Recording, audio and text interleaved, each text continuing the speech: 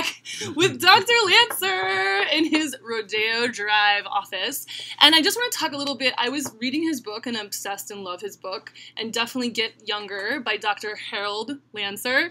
And let's just talk about superfoods. So tell me, like, the top 5 superfoods that you can have for your skin. Because reading the book, and I've, heard this, there's a lot of wives' tales about chocolate and all that kind of shit. What are the most important things for you to eat and or avoid for your skin? I want everybody to get a copy of the book. Yes, agreed. Younger, I've done a whole episode on it, too. Younger is biblical. You have to look at the book because it sort of goes over why food.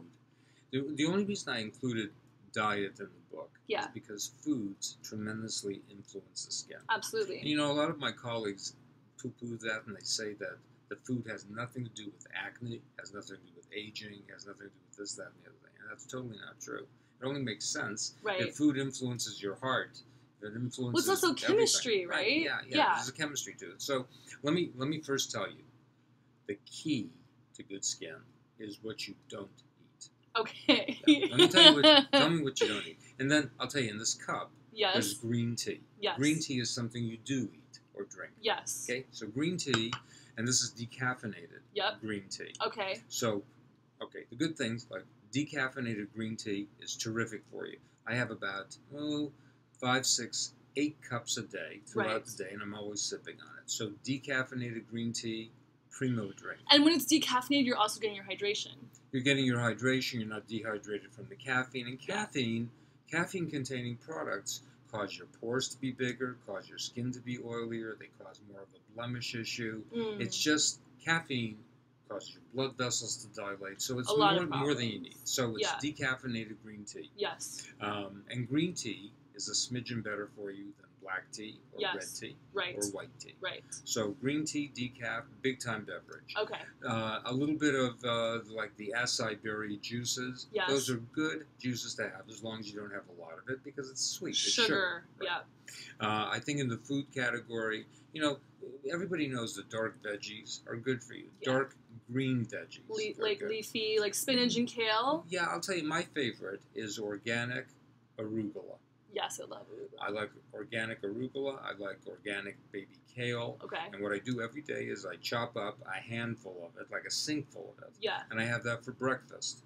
Along with as a juice, or you just eat it? No, I just eat it like with a salad with balsamic vinegar. Right. And balsamic vinaigrette with kale salad, and everybody's seen me eat this as the day goes on. It works like a charm. Okay. And sometimes I'll have it with a little bit of grilled organic chicken. Okay. Or some poached salmon. Right. So those are superfoods. I mean, a little bit of poultry. Yep. I like turkey as well. Yep. There's nothing wrong with red meats if somebody's a red meat eater. For example, I happen to like buffalo. Yeah. Free-range buffalo. Where are you from? Well, I'm from Connecticut. They didn't have any buffalo. But sounds wherever like an they're awesome, from. So buffalo's good, chicken is good, turkey is good, lamb is okay. Now, for people who don't like to hear about that, there's always the whitefish. Totally. The salmon is good, but I usually have fish that's poached. Yeah.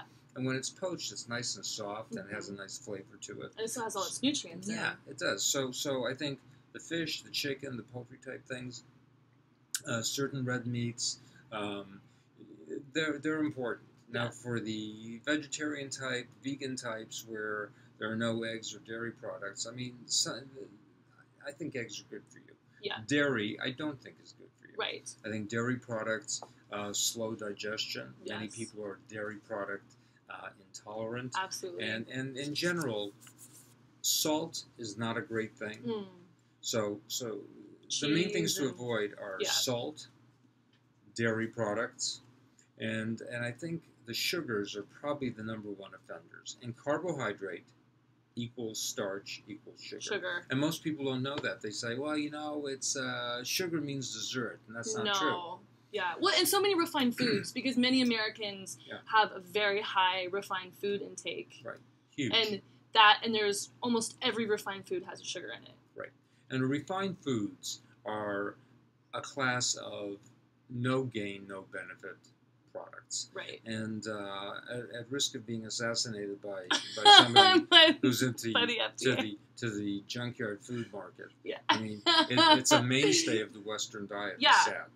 And so, it's funny when I see kids coming from various parts of Europe and Asia and South Central America, where they're accustomed to homemade, nutritious type programs. Yeah. When they come to university here in Los Angeles, when they show up as freshmen, they're lean, trim, their skin is actually pretty good. Yeah. They're asking me about anti-aging things. Yeah. 6 months into the Western diet, they've got blemishes, they've gained 15 pounds.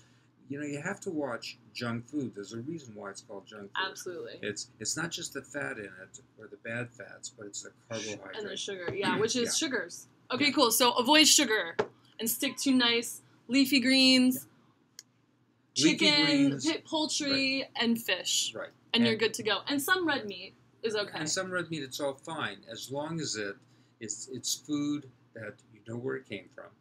Maybe you had something to do with preparing it. Yeah. But you've got to watch Organics. that no added salt. Yes, totally. Totally. Okay, well, that's it for this episode with Dr. Lancer. We'll see you on the next episode with this awesome interview series.